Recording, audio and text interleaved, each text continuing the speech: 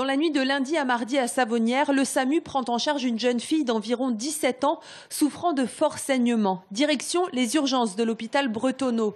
Sur place, la patiente ne parle pas d'accouchement. Pourtant, les médecins en sont sûrs.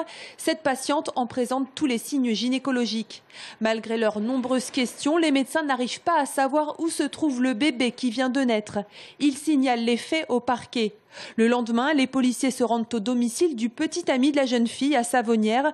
Ce dernier, ainsi que ses parents, indiquent ne rien avoir vu d'anormal.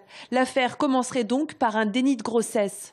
Personne ne nous dit que cette jeune fille était enceinte. Tout le monde nous dit que nous ignorions complètement son état de grossesse.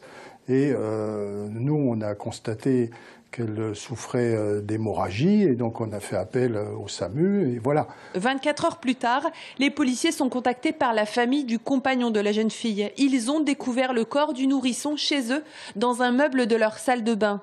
L'enquête prend alors une toute autre tournure. Plusieurs questions se posent. Où, quand et comment cette jeune fille a-t-elle accouché? Le bébé était-il vivant à la naissance? Et bien entendu, qui a placé son corps dans ce meuble? De cette réponse dépendra aussi la réponse judiciaire qu'on pourra apporter. Dans un cas, on peut avoir aussi bien un homicide volontaire qu'un homicide par imprudence, qu'un défaut de soins. Les conclusions du médecin légiste devraient arriver ce soir sur le bureau du procureur, mais on parle déjà d'un bébé né à terme. Dernier élément dans cette affaire, la jeune fille, interne dans un lycée du département, ne se serait pas rendue en cours lundi afin de rejoindre son petit ami à Savonnières.